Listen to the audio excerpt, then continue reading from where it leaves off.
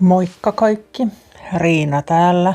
Mun työhuone on osa meidän olohuonetta ja te näette nyt sillä, että mä oon täällä olohuoneen puolella.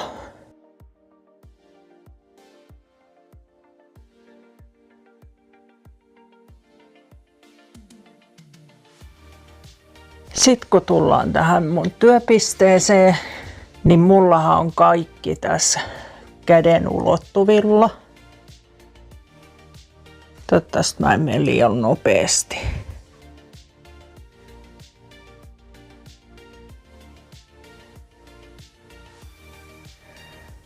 Tämä ensimmäinen hylly on semmonen, minkä mä oon saanut paikallisesta roskalavaryhmästä. Mä otin siitä vaan jalat pois ja maalasin sen. Siellä on erilaisia stanssattuja koristeita. Siellä on vasiteipit, kohojauheet. Sitten semmoisia koristeita, mitä mä oon itse tehnyt. Sitten jos katsotaan tätä seuraavaa hyllyä. Siinä on 2 Ikean Paul-hyllyä ja mä oon niiden väliin vaan laittanut tuommoisella hyllyn kannattimilla pari lautaa, että mä oon saanut siihen hyllyjä. Ja tuossa päällä on pala liimapuulevyä. Ja noi harmaat lokerikot, ne mä oon kaikki tehnyt aaltopahvista.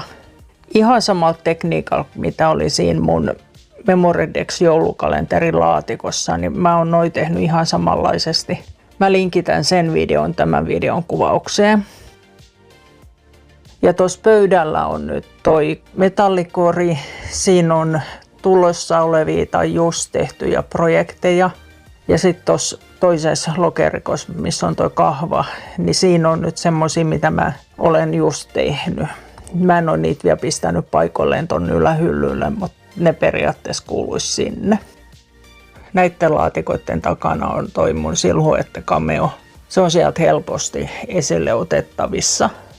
Ja tässä keskellä, siellä on noissa mustiskansioissa tuossa alhaalla, niin siellä on kaikki mun sapluunat. Ja sitten 3 seuraavaa kansioa, oikeastaan 4. Ne on kaikki joulujuttuja.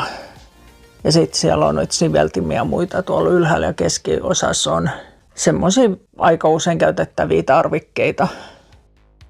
Sitten tämä seuraava hyllykkö. Alahylly on jouluaskarteluun liittyviä juttuja. Keskellä on tuossa valkoisessa lokerikossa kuivakukat. Ja sitten tuolla ylhäällä on oikeastaan vaan tommosia tyhjiä lokerikkoja.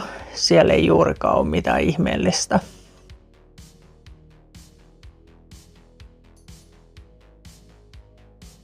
Tässä rivissä noi alahyllyt on kaikki Ikean pestaa.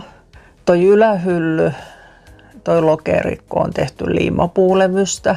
Ja siellä on iso osa mun leimasimista, ei kuitenkaan ihan kaikki. Sitten kun tullaan vasemmanpuolista hyllyä alaspäin, niin siinä on ensin tommonen palaset laatikosto. Siinä on pitsin paloja, kankaan paloja ja nauhan paloja. Ja niiden vieressä on kohokuviointitaskut.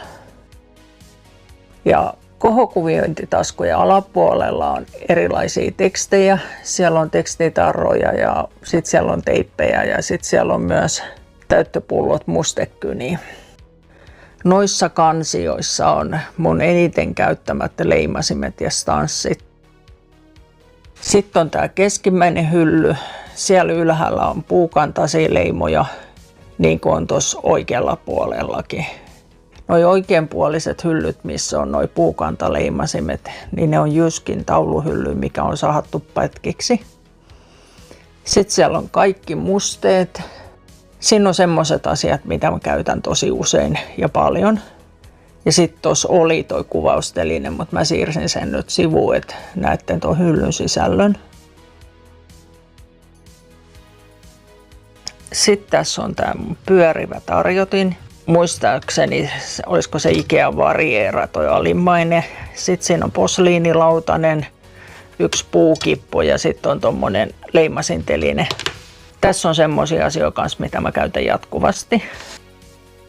Sitten täällä hyllykössä tuolla ylhäällä on aika vähän käytettyjä asioita. Sitten sen alapuolella on kirjoja, mistä mä oon jo kannet käyttänyt.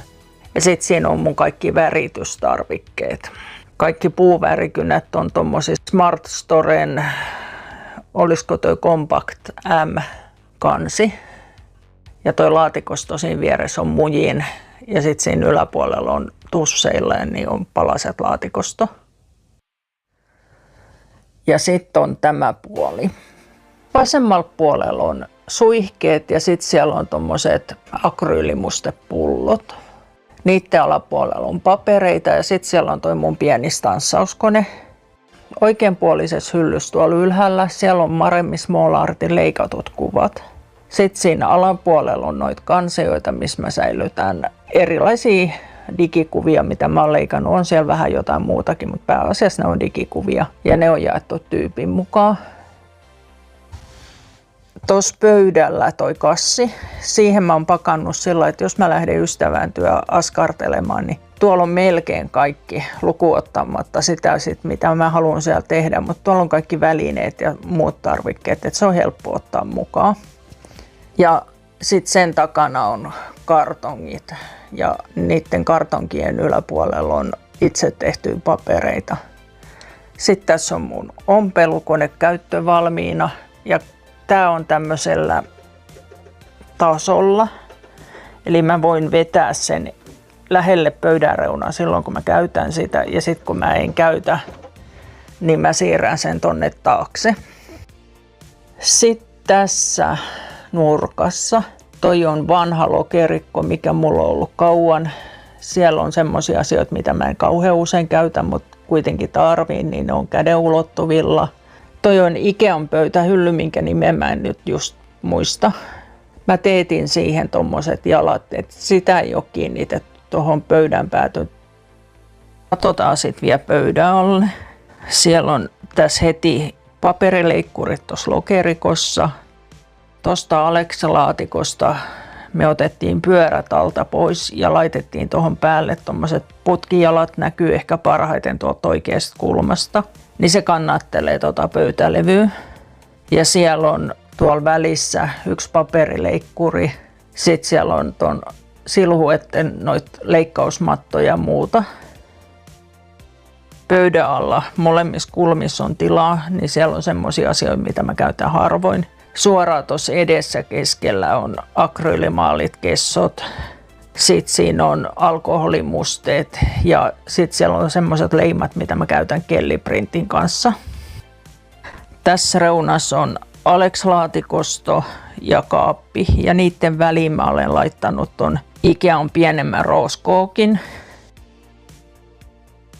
Tätä me vähän tuunattiin. Me nostettiin toi ylimmäinen kori niin, että se on nippusiteen laitettu kiinni ja se on niinku tavallaan korkeammalla, mitä sen kuuluisi olla. Ja täällä välissä on nämä tämmöiset Ikean pahviset laatikostot. Mulla on täällä sakset ja työkalut. Semmoiset, mitä mä käytän tosi paljon. Ja sitten taas näissä laatikoissa on semmoisia asioita, mitä mä en käytä niin usein, niin ne on nyt sieltä toistaiseksi. Ne ehkä etsii jonkun muun paikan.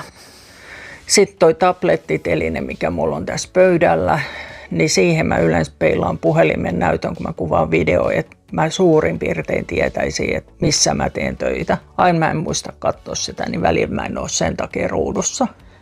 Ja sitten jos me lähdetään täältä reunasta, tulla ohi ompelukoneen,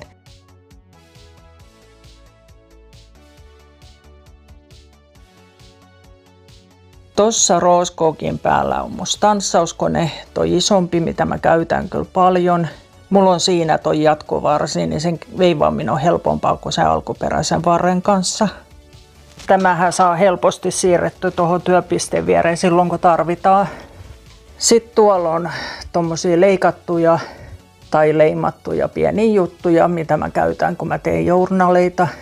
Ne ei ole ehkä parhaassa paikassa, ne pakkaa vähän unohtumaan, kun ne on tossa. Ne vois olla jossain muualla, niin niitä tulisi ehkä käytettyä enemmän.